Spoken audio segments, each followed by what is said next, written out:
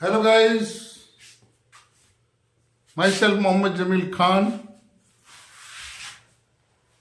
पिछले लेसन में हमने आपको पढ़ाया था वर्ड यानी शब्द। आज का हमारा लेसन है आर्टिकल्स। आर्टिकल्स तो पहले हम समझते हैं आर्टिकल क्या होते हैं, या सबसे पहले हमें कोई लेसन या कोई पार्ट ऑफ स्पीच या कुछ भी पढ़ाना है तो पहले डेफिनेशन आता है। डेफिनेशन यानी परिभाषा। तो आर्टिकल संज्ञा के बारे में बताने वाले शब्द हैं। संज्ञा के बारे में यानी नाउन के बारे में बताने वाले शब्द हैं। इन्हें विशेषण भी कहा जाता है। विशेषण इंग्लिश में बोलते हैं एडजेक्टिव। इन्हें एडजेक्टिव भी कहा जाता है। इसका इस्तेमाल संज्ञा या संज्ञा के समकक्षों के पहले किया जाता है। समकक्ष यानी नाउन या इसके इक्विवेलेंट, बराबर, उसके जैसे। समकक्ष बोलते हैं उसके जैसे। संज्ञा या संज्ञा के समकक्षों के पहले किया जाता है। आर्टिकल दो प्रकार के होते हैं। आर्टिकल्स दो प्रकार के होते हैं, निश्चित और अनिश्चित, डेफिनेट और इनडेफिनेट। नोट कर सकते हैं। अभी आता है आर्टिकल के बारे में कुछ मुख्य बातें आप नोट कर लें, रफ में जल्दी जल्दी नोट कर लें। नंबर 1, आर्टिकल संज्ञा या संज्ञा पदबंध की पहचान कराने के लिए किया जाता है। आर्टिकल संज्ञा या संज्ञा पदबंध की पहचान कराने के लिए किया जाता है। पदबंध वही संज्ञा नाउन, पदबंध यानी फ्रेसिस। संज्ञा या संज्ञा के पदबंध की पहचान कराने के लिए किया जाता है। नंबर 2, आर्टिकल संज्ञा पदबंध के व्याकरणिक निश्चितता को निर्दिष्ट करते हैं। काफी गुड़ हिंदी है। आर्टिकल संज्ञा पदबंध के व्याकरणिक निश्चितता को निर्दिष्ट करते हैं। Number 3, article part of speech का एक हिस्सा है।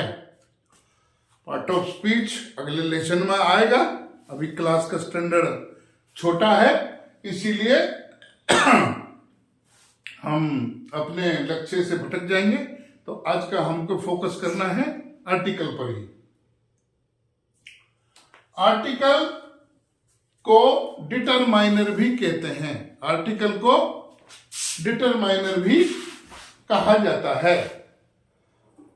डिटरमाइन यानी डिटरमाइन भी वही निश्चित करना कि मैंने डिटरमाइन कर लिया है कि मैं पुलिस ऑफिसर बनूंगा। मैंने डिटरमाइन कर लिया कि मैं क्लास में फर्स्ट आऊंगा। इस तरह से डिटरमाइन माने ठान लेना, अपने दिल में ठान लेना। नंबर 5 है आर्टिकल संज्ञा से पहले भी लगता है, यानी नाउन से पहले भी लगता है। और 6वां है अगर संज्ञा से पहले कोई विशेषण है तो, अगर नाउन से पहले कोई एडजेक्टिव है तो आर्टिकल इस विशेषण से पहले आएगा। नोट कर लीजिए। और हार्ड शब्द जो हमने अभी तक इस्तेमाल किए मैं उनका हिंदी भी बता देता हूं।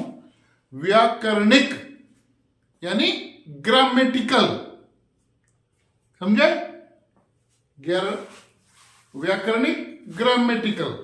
कई चीजें हिंदी में समझ आती हैं और कई चीजें फिर उसका इंग्लिश जानने से डाउट होता है तो वो इंग्लिश में बोलने से भी दिमाग में आ जाती है। कोई चीज हिंदी में देखने से समझ में आ जाती है और कोई इंग्लिश में समझने से। अभी आता है एग्जाम्पल्स। अभी हम कुछ एग्जाम्पल्स देखते हैं। जैसे ही गेव मी, अभी आप बताएंगे कि इसमें क्या आएगा, समझे? This is ink pot, understand?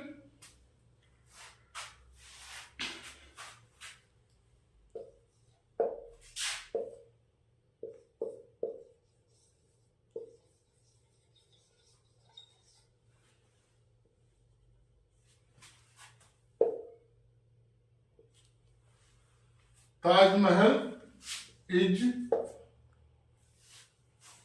Eight Agra. अभी ये 3 उदाहरण हमने आपको दिए हैं और आपको इसको भरना है ए एन दा से।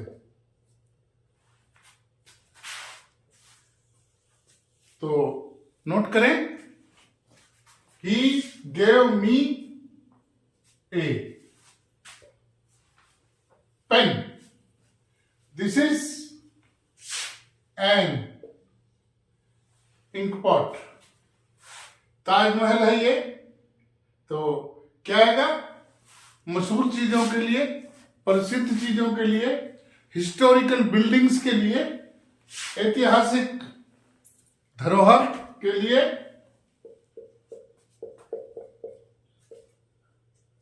अंडरस्टैंड? इस तरह से। अब हम आपको कुछ और मोटी मोटी बातें भी बताएंगे, जैसे कि होता है हीज डैश ऑनेस्ट मैन। तो ऑनेस्ट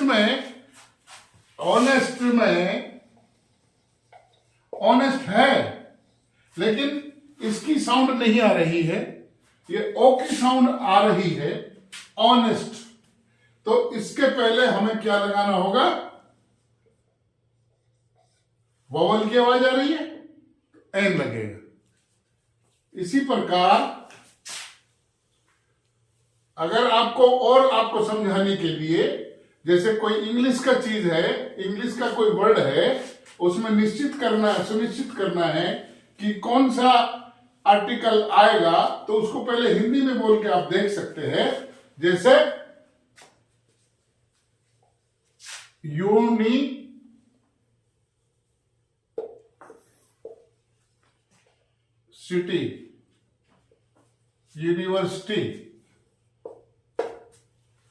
तो यूनिवर्सिटी यू हिंदी में बोलिए तो इसमें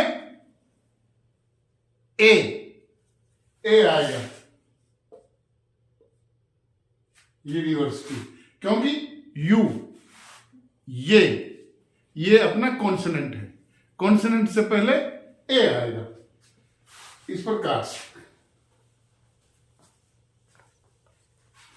तो ये था हमारा आर्टिकल्स।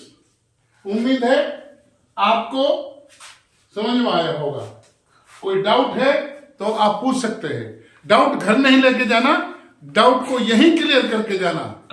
तो गाइस, आज का हमारा लेसन यहीं पर खत्म होता है। मिलते हैं अगले वीडियो में, तब तक के लिए बाय।